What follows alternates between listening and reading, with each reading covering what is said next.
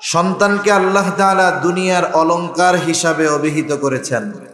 কুরআনুল কারীমে এক জায়গায় আল্লাহ তাআলা বলেন, আল মালু ওয়াল বানুনা জিনাতুল হায়াতিদ দুনিয়া।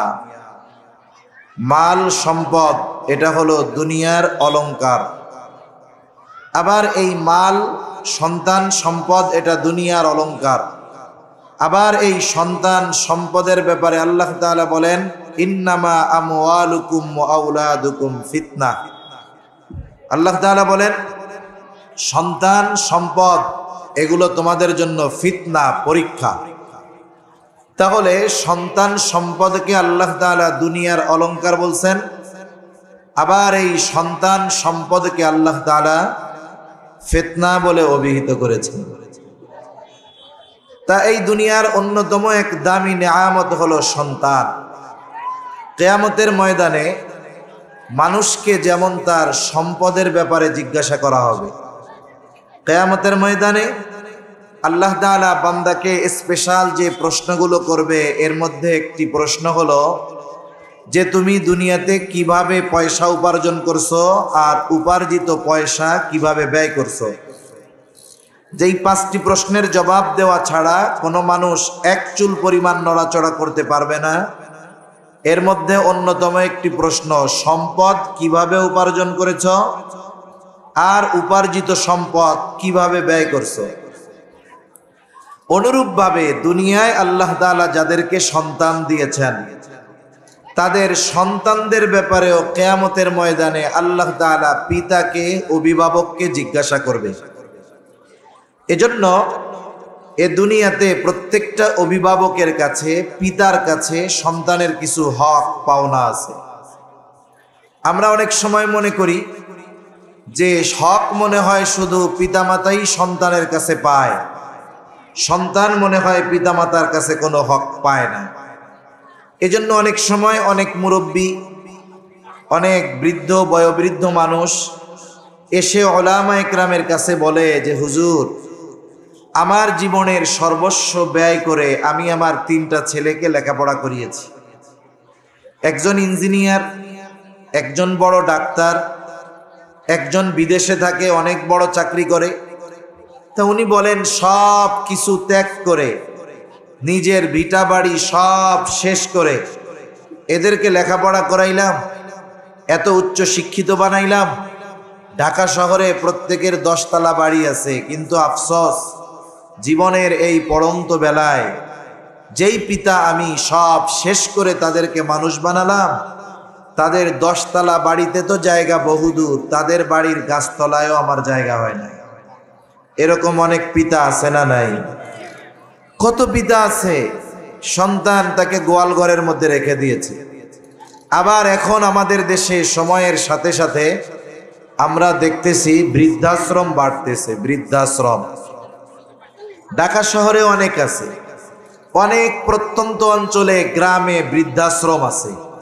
বৃদ্ধাশ্রমে কারা থাকে? প্রথমত যাদের কেউ নাই দুনিয়ায়, এরকম কিছু মানুষ। এগুলো সংখ্যায় কম, কিন্তু দেখা যায় অধিকাংশ যারা বৃদ্ধাশ্রমে আছে এদের কিছু নাই তা না।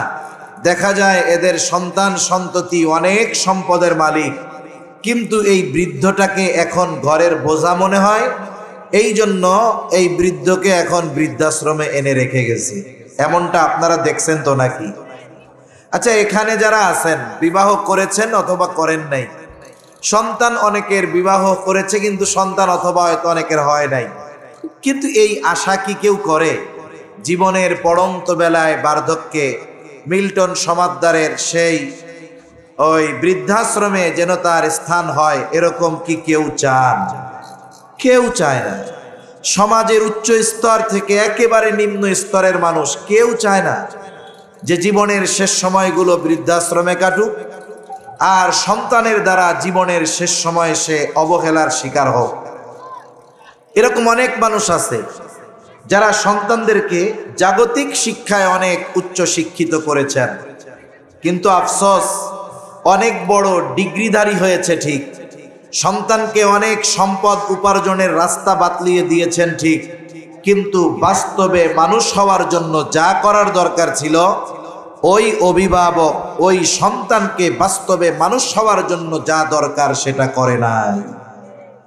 যদি করত তাহলে ছেলে কোটিপতি না, ছেলে যদি দিনমজুর হতো, ছেলে যদি কুলিও হতো, ছেলের কষ্ট হলেও সে বাবাকে কষ্ট দিত না। ঠিক কিনা বলেন? এজন্য আমরা সৎ সন্তান চাই, ভালো সন্তান চাই, নেককার সন্তান চাই। এজন্য আমাদের করণীয় যে হক তাদের যেগুলো আছে এগুলো আদায় করা। একজন পিতা অথবা মাতা সন্তানের কাছে হক পায় তখন সন্তান বালেগ হয় যখন। একটা ছেলে তার বয়স 7 বছর 8 বছর, কোনো বাবা যদি ওই ছেলেকে বলে যে আগামীকাল থেকে তুমি রিক্সা চালিয়ে অথবা চাকরি করে পরিশ্রম করে আমার জন্য খাবারের ব্যবস্থা করবা, এটা তোমার কাছে আমার পাওনা হক। বাস্তবতা হলো এটা কখনোই সম্ভব নয়, বিশুদ্ধ নয়। বরং ওই নাবালক সন্তানের উপরে যদি কোনো পিতামাতা এই বিষয়টা চাপিয়ে দেয় তার উপরে জুলুম করা হবে। ঠিক কিনা বলেন? তাহলে সন্তানের কাছে পিতামাতা হক পাবে তখন সন্তান বালেগ হবে যখন। আর সন্তান পিতামাতার কাছে পিতার কাছে হক পায় কখন?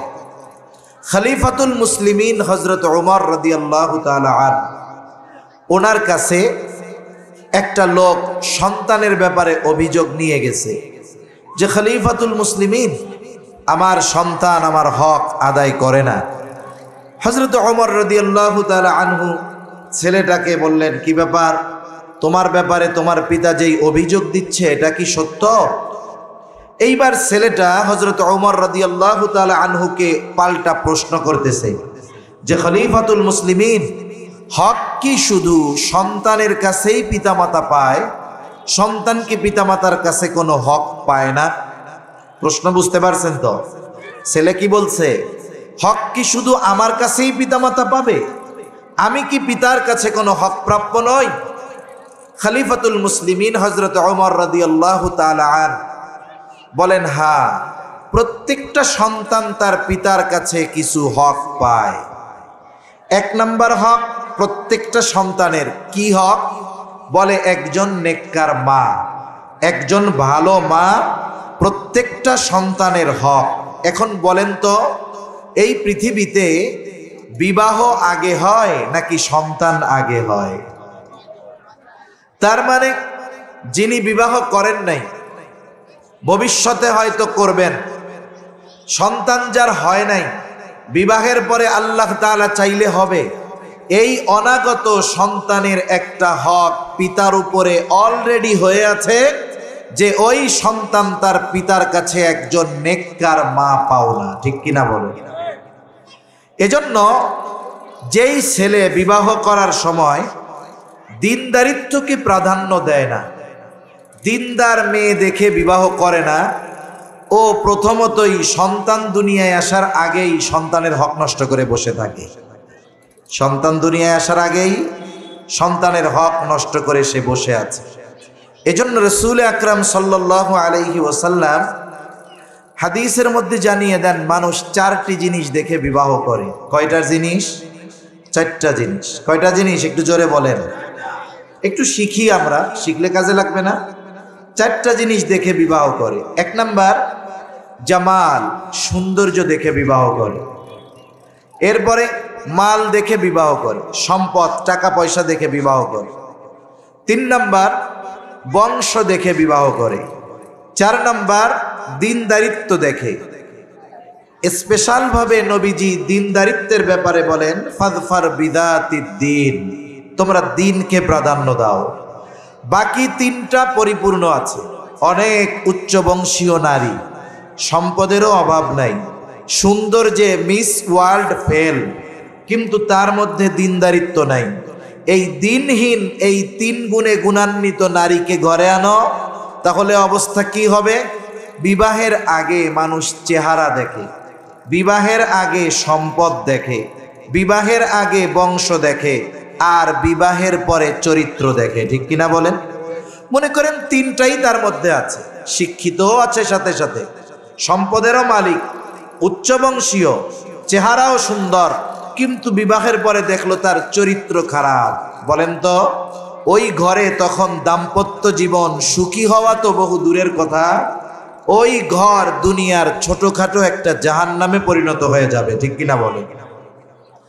এজন্য সব সময় বিবাহের সময় দিনদারিত্বকে আগে দেখতে হবে, এরপরে যদি বাকি সবগুলো পরিপূর্ণ হয় তো ভালোর উপরে ভালো। যদি নাও হয়, বিবাহ হয়ে গেছে, মেয়েটা দিনদার, একটু ধৈর্যের সাথে সবরের সাথে যদি থাকা যায়, আশা করা যায় আল্লাহ তাআলা এই মেয়েটার দ্বারা, এই দিনদার নারীর মাধ্যমে এমন সন্তান আল্লাহ তাআলা দুনিয়াতে দিবে যে ওই সন্তান পিতামাতার চক্ষু শীতলকরণের কারণ হবে ইনশাআল্লাহ। তাহলে এক নম্বর, সন্তানের যেই হক পিতার কাছে, কি হক? বলে দিনদার মা। কি বলেন না, জোরে বলেন, কি? দিনদার মা। অপারেটর ভাই কই, একটু এদিকে আসেন, বক্সগুলো একটু আমার দিকে ঘুরাই দেন, আওয়াজই তো আসে না কানে। এইখানে একটা মাইক দিবে, নাইলে দুইটা মনিটর দিবে, কি করছে এত ঘুরায়? এইভাবে এইভাবে রাখেন, হ্যাঁ ঘুরান। পোলাপান সঙ্গীত গাইছে, গাইমা গেছে, গায়ে এত কষ্ট করে, ওরা তো কিছু কইলো না, সাউন্ড সিস্টেম ঠিক নাই। জেবিএল এর বক্স কিন্তু আওয়াজ তাই নাই। জেবিএল হলো ওয়ার্ল্ডের ফার্স্ট ক্লাস সাউন্ড সিস্টেম, কিন্তু কোনো খবর নেই। না চালাইতে পারলে, গাড়ি ভালো হইলে যদি ড্রাইভার ভালো না হয় কাম হবে? এজন্য ড্রাইভার ভালো দরকার। পাকনা ড্রাইভার, গিয়ার দুইটা নষ্ট হইলে ওইটা দিয়ে গাড়ি গন্তব্যে নিয়ে যাইতে পারে। তাহলে সন্তানের এক নাম্বার হক পিতার কাছে একজন নেককার মা। একজন কি বলেন? নেককার মা। এখন যখন সন্তান মায়ের গর্ভে আসে, বলেন তো মায়ের কিছু করণীয় আছে না নাই? আল্লাহ তাআলা যখন একেবারে মায়ের রেহেমে পিতামাতার মিশ্রিত এক বিন্দু কণা শুক্রকীট মায়ের রেহেমে পৌঁছিয়ে দেন, তার মানে যেখানে সন্তানের অবস্থান থাকে মায়ের পেটে, ওই জায়গায় 120 দিনের প্রসেসে একটা মাংসপিণ্ড পরিণত হয়। মাংসপিণ্ড পরিণত হয় এবং আল্লাহ তাআলা ওই সময় একজন ফিরিস্তাকে দায়িত্ব দিয়ে দেন। ওই ফিরিস্তা আল্লাহ তাআলার নির্দেশে ওই মৃত মাংসের টুকরার মধ্যে রূহ ফুঁকে দেয়, রূহ ফুঁকে দেয়। এখন সে ওই মাংসের টুকরা প্রাণ ফিরে পায়, প্রাণ পায়। ওই সময় আল্লাহ তাআলা আস্তে আস্তে ওই মাংসের টুকরাটাকে একটা মানুষের আকৃতিতে প্রদান করেন। ওই সময় থেকে নিয়ে যখন তার মধ্যে রূহ ফুঁকে দেওয়া হলো, মৃত মাংসের টুকরার মধ্যে প্রাণ সঞ্চার হলো, ওই সময় থেকে একটা সন্তান মায়ের পেটের ভিতরে, মায়ের কথা, কর্ম, অভ্যাস সব কিছুর প্রভাব গর্ভের সন্তানের উপরে পড়তে থাকে।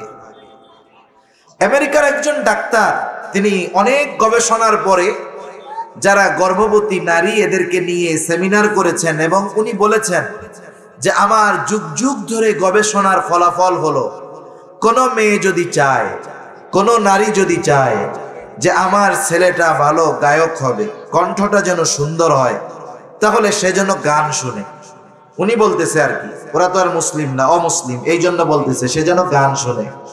সে যদি চায় তার ছেলেটা ভালো অ্যাক্টর হবে, অভিনেতা হবে, তাহলে সে যেন অভিনয় করে, আর যার অভিনয় পছন্দ তার অভিনয় যেন দেখে। এইভাবে সে যেটা পছন্দ করে সেটা যেন সন্তানের ক্ষেত্রে করে, এই কথা উনি গর্ভবতী নারীদেরকে বলছেন। এখন বলেন তো, গান শুনলে যদি সে গায়ক হতে পারে, ভালো অভিনয় করলে, দেখলে যদি সে ভালো অভিনেতা হতে পারে, তাহলে মাতৃগর্ভে সন্তান আসার পরে ওই মা যদি কোরআন তিলাওয়াত করে, ওই মা যদি কোরআন পড়ে, ওই মা যদি দুরূদ পড়ে, তাহলে ওই সন্তান কোরআন প্রেমী, নবী প্রেমী হবে কি হবে না? তাহলে দেখেন, সন্তান গড়ার ক্ষেত্রে সর্বপ্রথম ভূমিকা বাবার, এরপরে মূল ভূমিকা মায়ের। চিকিৎসা বিজ্ঞান বলে একটা বাচ্চা যখন মায়ের পেটের ভিতরে শ্রবণ শক্তি পায়, প্রথমে তো তার হার্ট তৈরি হয়, হৃদয়, ও তখন মার প্রত্যেকটা ফিল, অনুভব হৃদয় দিয়ে বুঝতে পারে। এরপরে কান হয়, শ্রবণ শক্তি আল্লাহ তাআলা তাকে দান করে, ও তখন মায়ের প্রত্যেকটা কথা শুনে। তাহলে চিন্তা করে দেখেন, যে মায়ের গর্ভে থাকতে একটা সন্তান মার কথা কর্ম এগুলোকে আয়ত্ত করে নেয়। অনেক সময় উলামায়ে কেরাম ওয়াজ করেন, আমরাও শুনেছি। কুতুবউদ্দিন বখতিয়ার কাকি রহমাতুল্লাহি আলাইহি, উনি ওনার যখন বয়স 6 বছর, ওনাকে নিয়ে ওনার মা চলে গেছে মক্তবে কোরআন পড়া শেখানোর জন্য। ওস্তাদ বলতেছে, আউযু বিল্লাহি মিনাশ শাইতানির রাজিম, বিসমিল্লাহির রহমানির রহিম। কুতুবউদ্দিন বখতিয়ার কাকি আউযু বিল্লাহি মিনাশ শাইতানির রাজিম, বিসমিল্লাহির রহমানির রহিম শুরু করছে তো সূরা ফাতিহা, সূরা বাকারা, আলে ইমরান, সূরা নিসা, মায়েদা, এভাবে পড়তে পড়তে এক বৈঠকে 18 পারা কোরআন পড়ে ফেলেছে। সুবহানাল্লাহ। এটার প্রভাব কোথার থেকে আসলো? এখন মায়ের পেটের ভিতরে যখন আছে, কুতুবউদ্দিন বখতিয়ার কাকি রহমাতুল্লাহি আলাইহির মা 18 পারার হাফেজা ছিলেন। উনার সন্তান যখন গর্ভে ছিল, উনি বলেন, আমি যে কত শতবার এই 18 পারা তিলাওয়াত করেছি, খতম দিয়েছি, এর কোনো হিসাব আমার জানা নাই। কিন্তু আমাদের মা বোনেরা কি করে? যখন বলে পেটে বাচ্চা, নড়াচড়া করা যাবে না, কোথাও যাওয়া যাবে না, স্বামীর কাছে আবদার ধরে, সময় কাটাবো কেমনে, একটা অ্যান্ড্রয়েড মোবাইল ফোন কিনে দেন। স্বামীও চিন্তা করে, না কিনে দিলে কেমন হবে, আবার অ্যান্ড্রয়েড থাকবে তো ইন্টারনেট থাকবে না, কাজ হবে না। এক কাজ করেন, একটা ওয়াইফাই লাইন দিয়ে দেন, আনলিমিটেড ইন্টারনেট।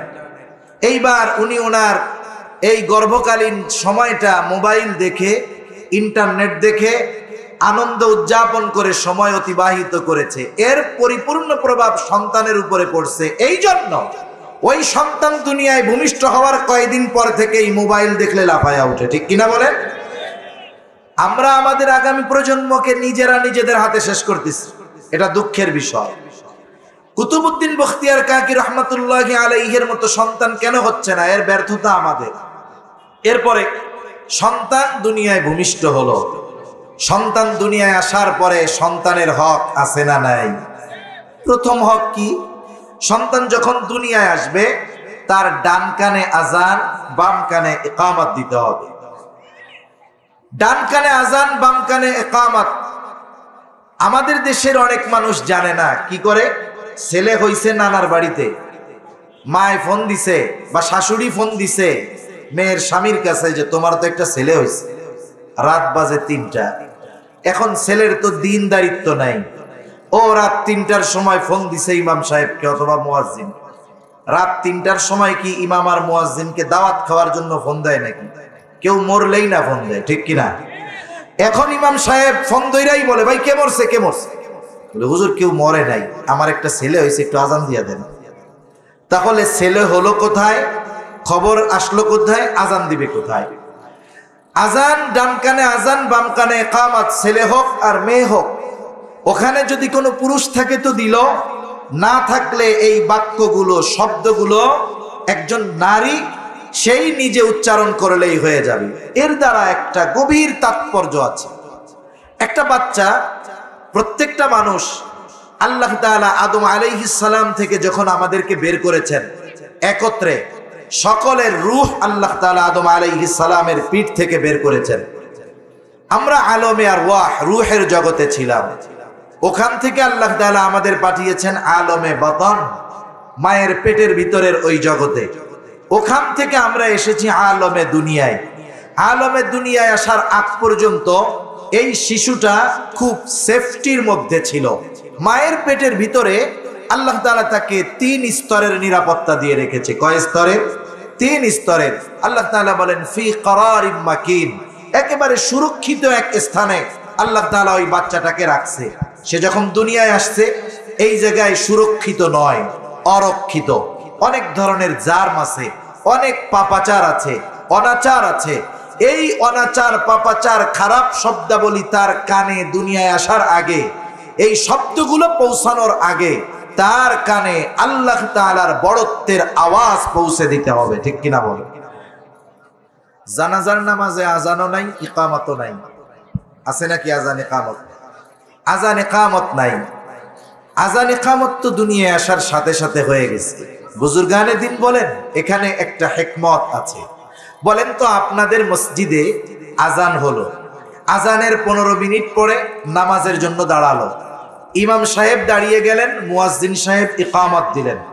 বলেন তো ইকামতের কয় ঘন্টা পরে নামাজ শুরু হয়? সাথে সাথে শুরু হয়ে যায়।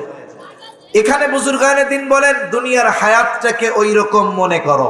আজান ইকামতের পরে জামাত শুরু হতে যতটুকু সময়, তুমি মনে করো যে এই দুনিয়ার হায়াতটাও ততটুকু। আজান ইকামত তো হয়েই গেছে, এখন শুধু জানাজা হতে বাকি। আল্লাহ তাআলার বড়ত্বের আওয়াজ তার কানে পৌঁছিয়ে দিতে হবে, এটা সন্তানের অন্যতম হক। এরপর 7ম দিন তার মাথার চুল মুন্ডিয়ে এই চুলের ওজন পরিমাণ স্বর্ণ অথবা রৌপ্য অথবা এই উভয়ের একটার সমপরিমাণ মূল্য আল্লাহ তাআলার রাস্তায় সাদকা করে দিতে হবে।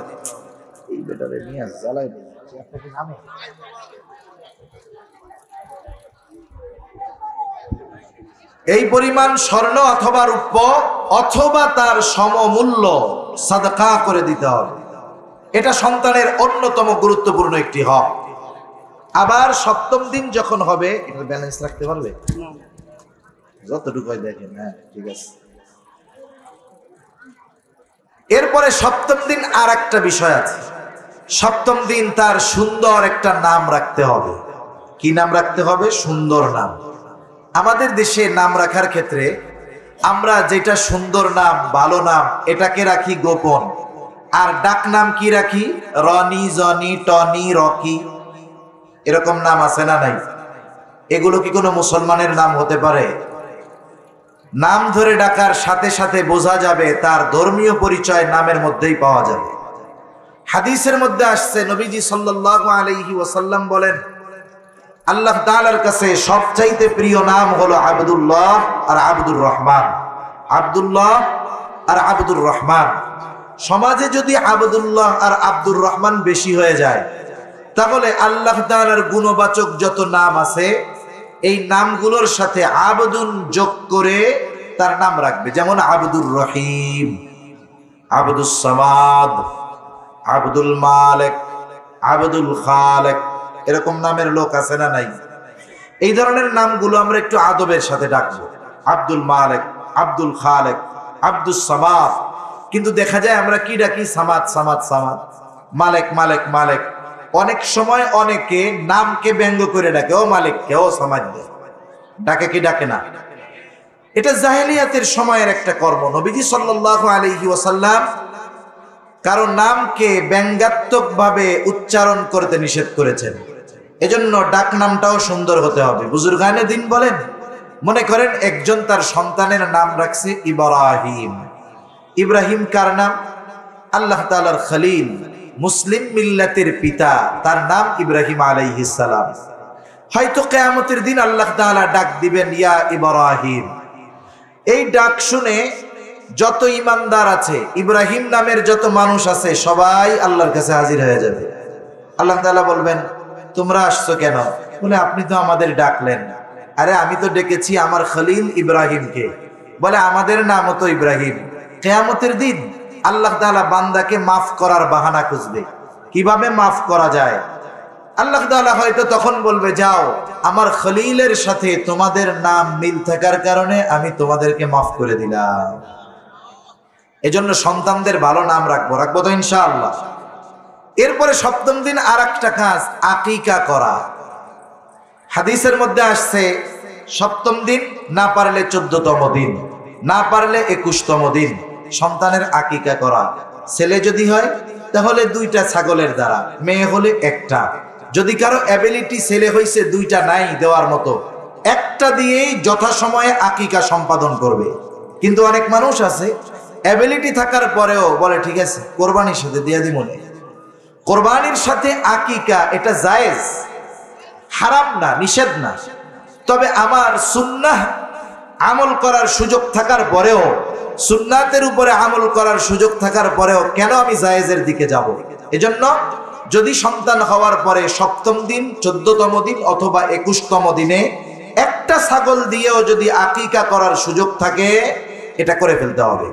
তবে কোরবানির সাথে যদি করে আদায় হবে, এটা সুন্নাহ আমল হবে না। এরপরে আসেন সন্তান একটু বড় যখন হবে, সন্তানকে কোরআনের শিক্ষায় প্রথমে শিক্ষিত করতে হবে।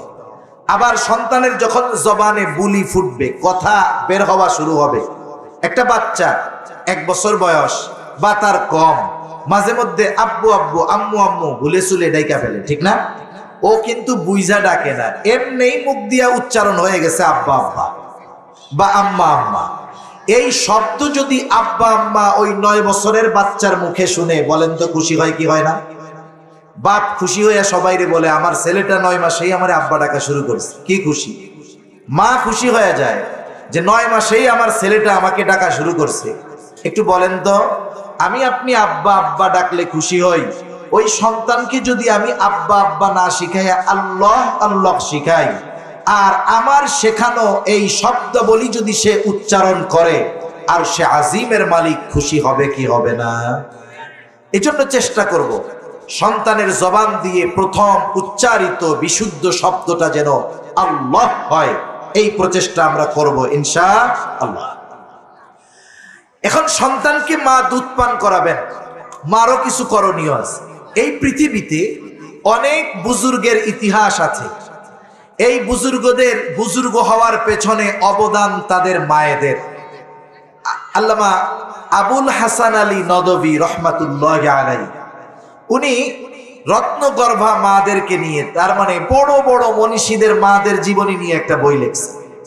এইরকম অনেক রত্নগর্ভা মায়ের ঘটনা আছে যে তারা তাদের সন্তানদেরকে বিনা অজুতে কখনো দুধ পান করার নাই, সন্তানদেরকে বিসমিল্লাহ বলা ছাড়া দুধ পান করার নাই। দুধ পান করানোর সময় সন্তানদের সাথে উল্টাপাল্টা কোনো কথা বলেন নাই। চিকিৎসা বিজ্ঞান কি বলে, আজীব এক অবস্থা। ইসলাম তো আগেই ঠিক করে দিছে সব।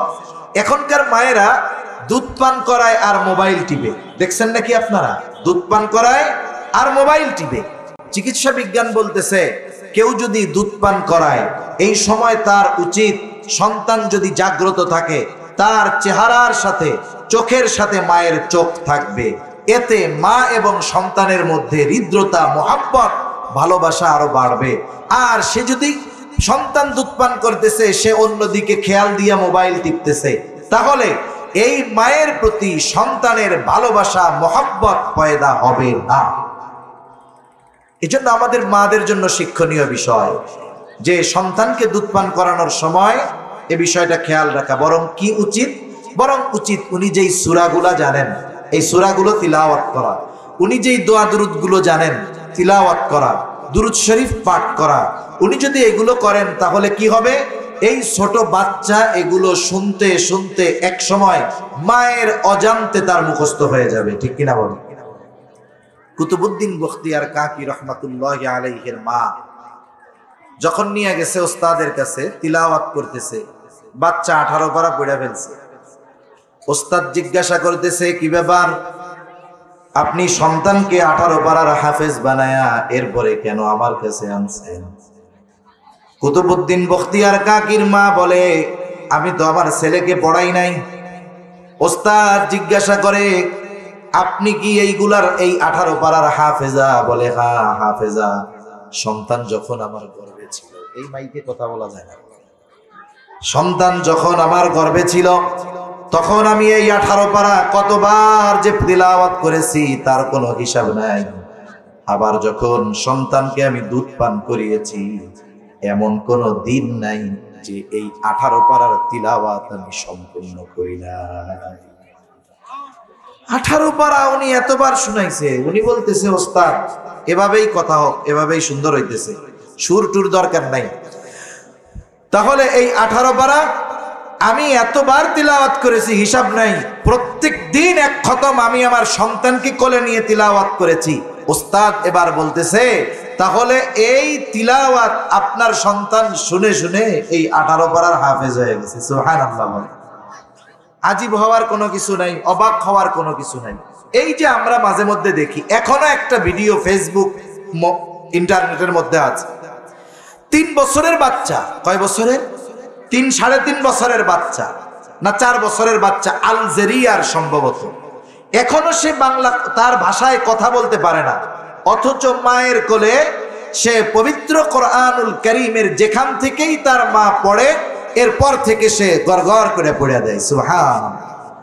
এই 21 শতাব্দীতে যখন বিশ্বব্যাপী পাপাচার অনাচার, এই সময় যদি এমন একটা সন্তান দুনিয়ায় আসতে পারে, আর কুতুবউদ্দিন বখতিয়ার কাকির মা একজন মুত্তাকি পরহেজগার নারী ছিলেন, আবার সন্তানের ব্যাপারে এমন টেক কেয়ার করেছেন, ওনার ছেলে 6 বছর বয়সে 18 পারার হাফেজ হবে, এটা সাধারণ ব্যাপার, ঠিক কিনা বলে?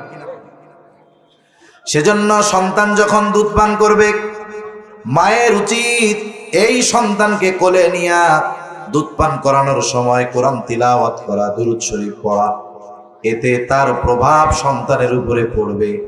এরপরে সন্তান যখন একটু বড় হবে, সর্বপ্রথম তাকে কোরআনের শিক্ষায় শিক্ষিত করা, কোরআনের শিক্ষায় শিক্ষিত করা, এটা অন্যতম সন্তানের হক। দ্বীনি শিক্ষায় শিক্ষিত করা সন্তানের অন্যতম হক। হযরত ওমর রাদিয়াল্লাহু তাআলা আনহু পিতার উপরে সন্তানের যেই হকের কথা বলতেছিলেন, এর মধ্যে দ্বিতীয় হকটা ছিল সন্তান যখন বড় হবে তখন তাকে দ্বীনি শিক্ষায় শিক্ষিত করবে, কোরআন শেখাবে। এই জন্য মনে রাখতে হবে, আমি আপনি আমার আপনার সন্তানকে নিয়ে স্বপ্ন দেখি ডাক্তার হবে, ইঞ্জিনিয়ার হবে, বড় ব্যারিস্টার হবে, বিসিএস ক্যাডার হবে, এক সময় সচিব হবে, নাইলে সে বিদেশে চলে যাবে। স্বপ্ন দেখেন, মানা নাই, কিন্তু দিন শেখানো ব্যতীত আপনি আমি যদি সন্তানদের শুধু জাগতিক স্বপ্নের মধ্যেই তাদেরকে বড় করতে চাই, তাহলে এই সন্তান এক সময় জাগতিক লাইনে বড় হবে ঠিক, কিন্তু দিন তার মধ্যে না থাকার কারণে এক সময় দেখা যাবে সন্তানের 10 তলা বাড়ির গাছতলায়ও আমার আপনার জায়গা হবে না। এজন্য সন্তানদের উচিত বয়স হলে দিন শিক্ষা দেওয়া, দিন শিক্ষা দেওয়া, এটা সন্তানের অন্যতম হক। এখন আসেন, এই দিন শিক্ষা দিব কোথায়? বলে ঘরে তো দিতে পারি না, ঘরে দেওয়ার মতো সুযোগ হয় না। এই জন্যই দেখেন, এই যে সন্তানদের দিন শেখানোর জন্যই এই মাদ্রাসাগুলা, এই নুরানি মাদ্রাসাগুলা, নুরানি মাদ্রাসার ইতিহাসও আমাদের জানা দরকার। কেমনে আসলো আমাদের দেশে নুরানি মাদ্রাসা? আপনাদের জানা আছে, বিশেষ করে এই ভারতীয় উপমহাদেশে ইসলাম বিদ্বেষী এরা ইসলাম থেকে মুসলমানদেরকে বিচ্যুত করার জন্য যেই সমস্ত অর্গানাইজেশন আছে, এনজিও আছে, খ্রিস্টান ধর্মের অনুসারী এনজিও, বিশেষ করে এই মানুষগুলো উপমহাদেশে বিপুল পরিমাণ টাকা ইনভেস্ট করে শুধুমাত্র মুসলমানদের ঈমান হরণ করার জন্য। একটা সময় যখন তারা দেখলো বিপুল পরিমাণ সম্পদ আমরা ইনভেস্ট করতেছি, কিন্তু সেই পরিমাণ কোনো ফিডব্যাক নাই, ফলাফল নাই, এরা গবেষণা করেছে কি করা যায়, এই ভারতীয় উপমহাদেশে মুসলমানদের ঈমান কেন কেনা যায় না, এরা কেন দিন থেকে বিচ্যুত হয় না, এরা গবেষণা করতেছে। ব্যাপক গবেষণার পরে ফলাফল বের হলো যে আমরা যদি মুসলমানদের আগামী প্রজন্মকে ধ্বংস করতে চাই, তাদেরকে যদি দিন থেকে বিচ্যুত করতে চাই, নামে মুসলমান বানাতে চাই, তাহলে তাদেরকে সকালবেলা তারা কোরআন তিলাওয়াতের মাধ্যমে দিন শুরু করে, তাদেরকে এই কোরআন তিলাওয়াত থেকে দূরে সরায়া দিতে হবে। প্রথম মিশন যে এরা সকাল শুরু করে কোরআনের তিলাওয়াত দিয়ে। এখন এখান থেকে এদেরকে দূরে সরানো যায় কেমনে? এইবার তারা মিশন চালু করেছে, গবেষণার পরে নতুন এক কারিকুলাম আনছে। দেখেন না, শিক্ষা কারিকুলামে শুধু পরিবর্তন আনতে চায় কেন? একটা জাতিকে যদি ধ্বংস করতে হয়, সবচাইতে বড় কাজগুলোর মধ্যে বড় কাজ হলো ওই জাতির শিক্ষা ব্যবস্থা থেকে দিনকে দূর করে দাও, সেকুলারিজম ঢুকায় দাও, নাস্তিক্যবাদ ঢুকিয়ে দাও। আজ থেকে 20 বছর পরে দেখবা কিছুই করা লাগবে না, এই শিক্ষার মাধ্যমেই একটা প্রজন্ম দিন থেকে দূরে সরে যাবে, ঠিক কিনা বলো? এজন্যই তো এই শিক্ষা ব্যবস্থা নিয়ে আমাদের হাজারো কথা, হাজারো প্রশ্ন। ওরা গবেষণা করছে যে মুসলমানেরা দিন শুরু করে কোরআনের তিলাওয়াত দিয়ে। এখন এদেরকে কোরআন থেকে দূরে সরাতে যদি হয় কি করতে হবে? মক্তব থেকে বের করতে হবে। যারা এখানে মুরব্বী আছেন, গ্রামের আছেন, তারা ভালো করে জানবেন, গ্রামের প্রত্যেকটা মসজিদের মধ্যে মক্তব ছিল কি ছিল না? এখন মক্তব নাই, শহরে তো প্রশ্নই আসে না, মক্তব অধিকাংশ জায়গায় নাই। সুবহানী মক্তব সকালবেলা যেটা হয়, এখন বের করার জন্য কি করা যেতে পারে?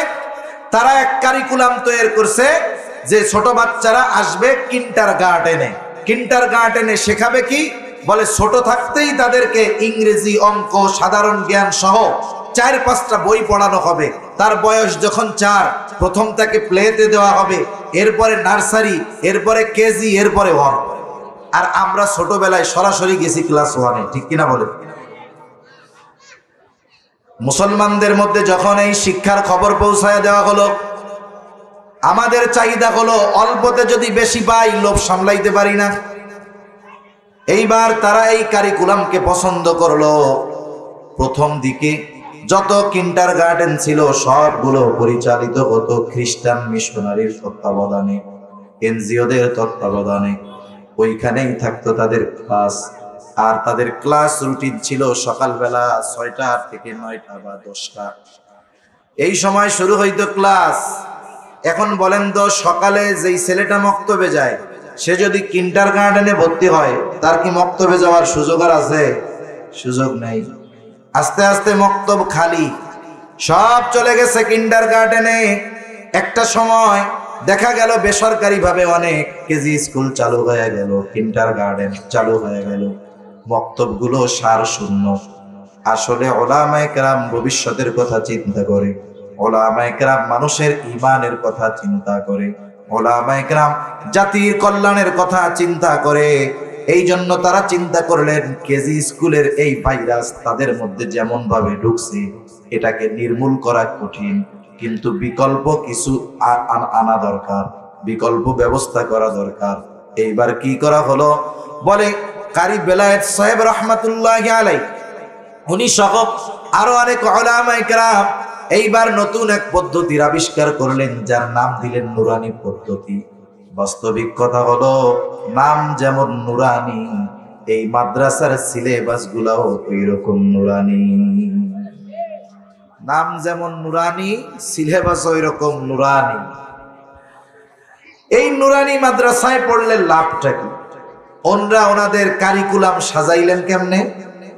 একটা ছেলে যখন নুরানি মাদ্রাসায় পড়বে, সে শুধু বাংলা, অঙ্ক, ইংরেজি শিখবে তা না, আবার যে শুধু আরবি শিখবে তা নয়, বরং বাংলা, অঙ্ক, ইংরেজি সহ জরুরতে দিন, একজন মুসলমানের জন্য যতটুকু দিন শেখা ফরজ, একটা বাচ্চা যখন ক্লাস 5 পর্যন্ত পড়বে, 3-4 পর্যন্ত পড়বে, যতটুকু দিন তার জন্য শেখা ফরজ, নুরানি মাদ্রাসা থেকে সে শিখে ফেলতে পারবে। সুবহানাল্লাহ। তাহলে তার দুনিয়া অর্জন করতে গিয়ে আখিরাত হারানো লাগলো না। এইবার এই নুরানি পদ্ধতির কারিকুলাম গোটা দেশব্যাপী প্রসিদ্ধি অর্জন করেছে। জানি না আপনাদের এইখানে নুরানি আছে তো, নুরানি হাফেজিয়া মাদ্রাসা, এই নুরানির ছাত্রদের প্রদর্শনী হয়েছে কিনা আমি জানি না। বাস্তবতা হলো, ক্লাস 1-2 বাচ্চাদের হাতের লেখা দেখলে মনে হবে যে এত সুন্দর হাতের লেখা একজন বিসিএস ক্যাডারও লিখতে পারে না। এত সুন্দরভাবে তারা আরবি, ইংরেজি, বাংলা সবকিছু সুন্দরভাবে লিখতে পারে। শুধু তাই না, প্র্যাকটিক্যাল ভাবে বলতে পারে। অনেককেই যদি জিজ্ঞাসা করা হয়, নামাজ কালাম পড়তেছেন, দোয়ায়ে কুনুতটা একটু বলেন, দেখবেন বলতে পারবে না। জানাজার নামাজ 4 তাকবীরে পড়তে হয়, শেষে যেই দোয়াটা পড়ে, আল্লাহুম্মা গফিরলি হাইয়িনা, একটু দাঁড়ায় এখন, দেখবেন অনেক মুসল্লি পারবে না। কিন্তু 3-4 পর্যন্ত পড়া নুরানি মাদ্রাসার একটা ছাত্র দাঁড় করায় দিবেন, গড় গড় করে সব বলে দিবে, ঠিক কিনা বলে? 2 রাকাত নামাজে 60টা মাসালা, ওই 2 রাকাত নামাজ প্র্যাকটিক্যাল পড়ে দেখাবে, আর প্রত্যেকটা মাসালা বলে বলে দিবে যে এটা ফরজ, এটা সুন্নাত, এভাবে বলে বলে দিতে পারবে। তাহলে বলেন, যেখানে শিক্ষা করলে সে কোরআন, হাদিস, দিন শিখে, সাথে সাথে বাংলা, অঙ্ক, ইংরেজিও শিখে, বলেন তো এই ধরনের প্রতিষ্ঠানের চাইতে উত্তম প্রতিষ্ঠান আর হতে পারে? এজন্য যারা সন্তানদেরকে ভবিষ্যতে ইঞ্জিনিয়ার, ডাক্তার বানাতে চান, দ্বীনি শিক্ষার মাধ্যমে, নুরানি মাদ্রাসায় দেওয়ার মাধ্যমে তাদের ভিতটাকে আগে মজবুত করে নেন। আপনি যদি বিল্ডিং যত উঁচাতে উঠাতে চাইবেন, মাটির নিচে তত মজবুত করতে হবে। কেউ যদি চিন্তা করে আমি 20 তলা বিল্ডিং বানাবো, মানুষরে দেখামু, আরে মাটির তলে যদি 10 কোটি টাকা খরচ করি, কে দেখবো? এক কাম করি, ওই 20 কোটি টাকা মাটির তলে না দিয়া আমি আরো উপরে উঁচা বানাই। বলেন তো, ভূমিকম্পর যেই বাপ, যদি ফাউন্ডেশন ছাড়া, মজবুত ভিত্তি ছাড়া যদি আকাশচুম্বী বিল্ডিং বানানো হয়, বড় মানের ভূমিকম্প লাগবে না, বড় ঝড় আসলেই ওইটা কাত হয়ে পড়ে যাবে। কিন্তু যদি ভিত্তি মজবুত হয়, যত উঁচুতে দিবেন চিন্তা থাকবে না। একটা মানুষের জীবন গড়ার মূল ভিত্তি হলাই দ্বীনি শিক্ষা। এখন যদি নুরানি মাদ্রাসায় সন্তানকে দিয়ে দেওয়া হয়, 3-4 পর্যন্ত পড়ার পর ও যদি স্কুলে যায়, যেখানেই যাক, কলেজে যাক, ভার্সিটিতে যাক, একেবারে ইউরোপ আমেরিকায় গিয়ে কোনো বিশ্ববিদ্যালয়ে সে ভর্তি হোক না কেন, যেখানে দ্বীন নাই এমন জায়গায় গিয়েও যদি সে ভর্তি হয়, একটা প্রবাদ আছে আরবিতে, কুল্লু শাইইন ইয়ারজিউ ইলা আসলিহি, প্রত্যেকটা দ্বীনি জিনিস তার মূলের দিকে ফিরে আসে। ওই ছেলেটা অক্সফোর্ডে পড়ুক, ক্যামব্রিজে পড়ুক, বাস্তবতা হলো ও যত উচ্চ শিক্ষিত হোক না কেন, ভিত্তিমূলক শিক্ষা, দ্বীনি শিক্ষা হওয়ার কারণে ওই ছেলেটা আল্লাহর কসম কখনো নাস্তিক হবে না। ছেলেটা কি হবে না? নাস্তিক হবে না। মেয়েটাকে যদি দ্বীন শেখান, মেয়েটা তসলিমা নাসরিন হবে না। ওর মধ্যে শালীনতা, দিনদারিত্ব, আল্লাহর ভয় থাকবে। ঠিক কিনা বলেন? এখন আপনি আমি যদি না শেখাই তাকে, 1 নম্বরে তার ভবিষ্যৎ নষ্ট করলাম, 2 নম্বর আমি তাকে তার হক আদায় করলাম না। এই কারণে কিয়ামতের দিন আল্লাহ তাআলার সামনে হয়তো আমাকে আপনাকে দাঁড়ানো লাগতে পারে।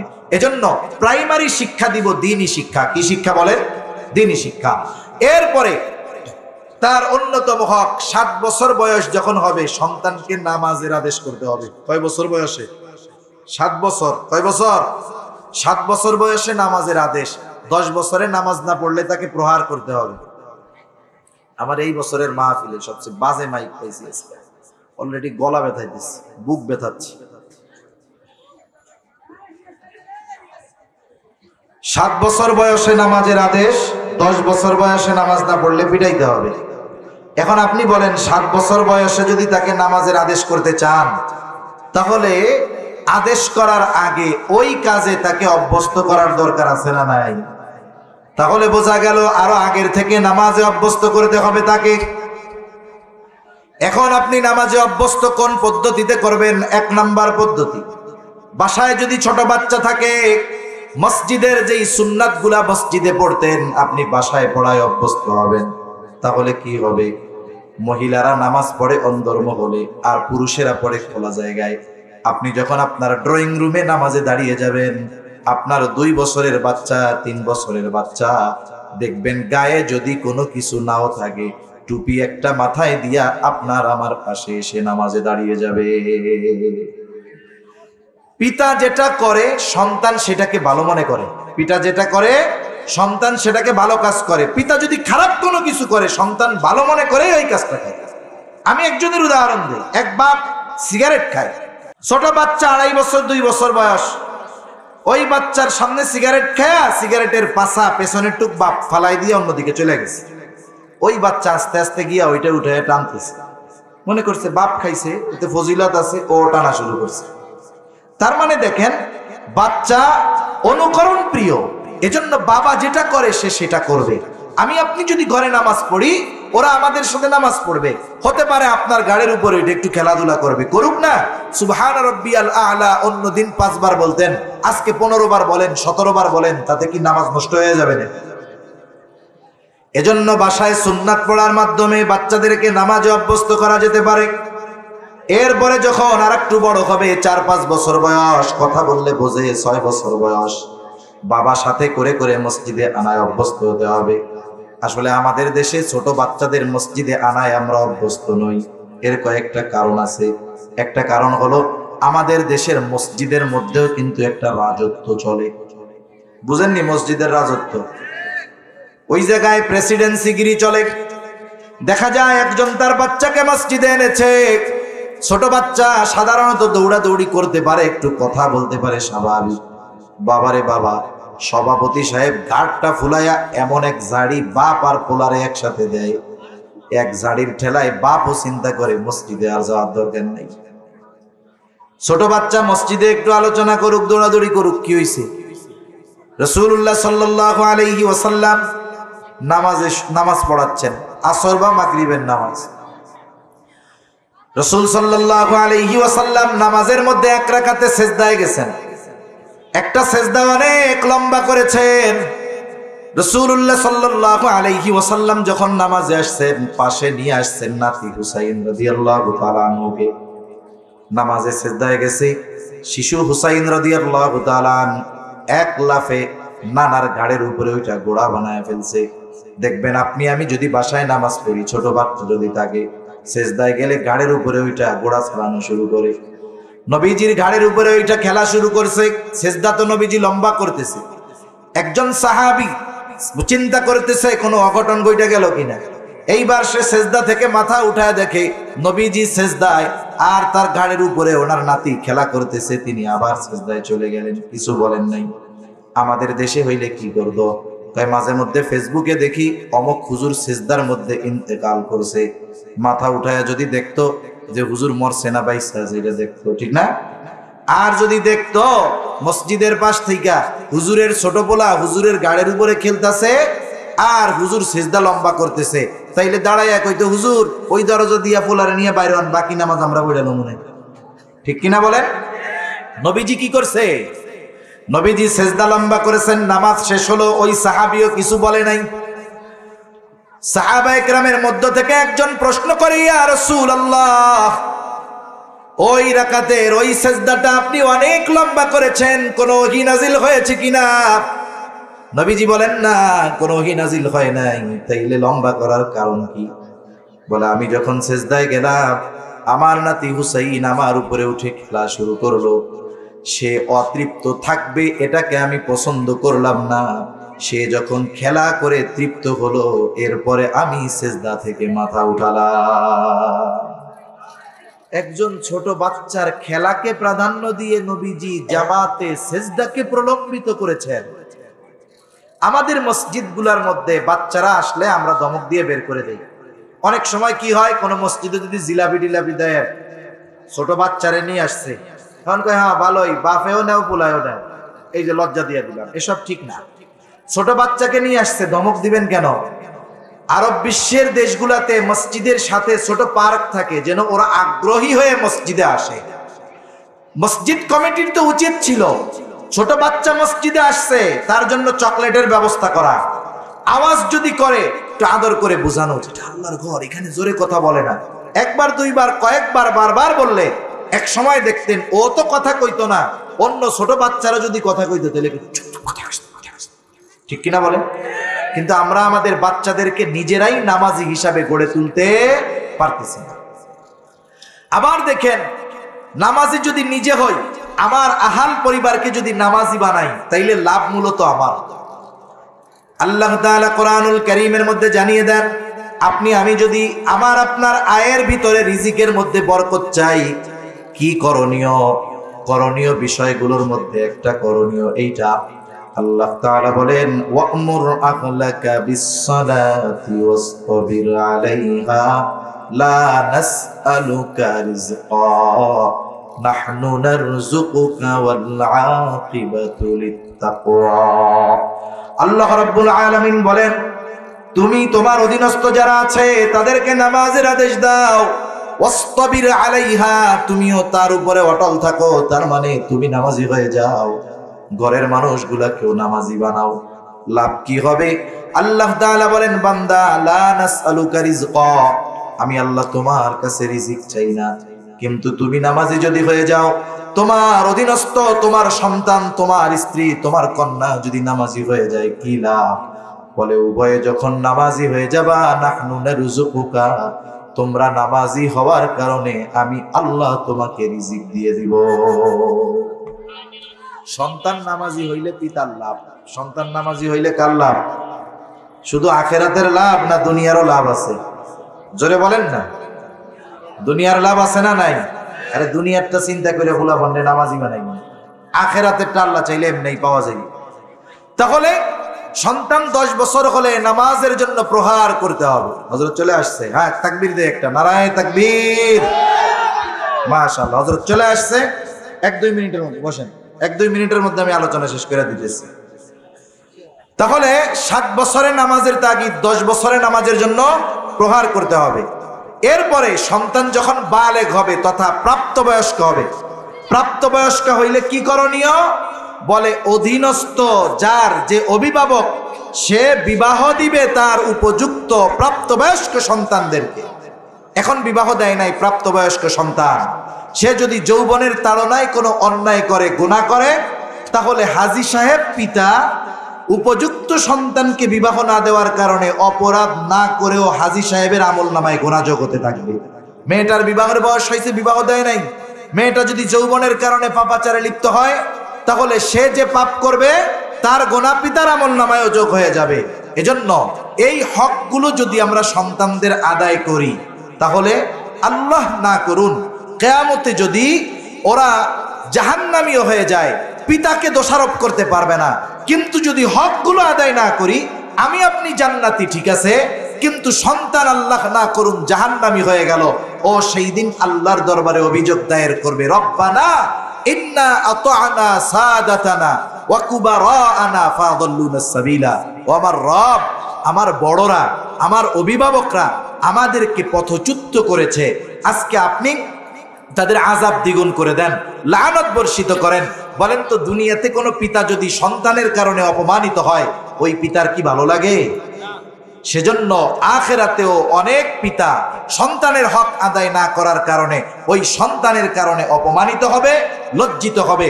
আবার অনেক গুনাহগার পিতা সন্তানকে দিন শেখানোর কারণে দেখা যাবে আখিরাতে নিজের আমল নাই, সন্তানটা আলেম হয়েছে, এই মুহাম্মাদিয়া দারুস সালাম নুরানি মাদ্রাসায় দিয়েছিল, হাফেজ হয়েছে, দেখা যাবে এই কারণে ওই পিতা অনেক আমল নাই, গুনাহগার ছিল, সন্তানের কারণে আখিরাতে সম্মানিত হবে। ঠিক কিনা বলেন?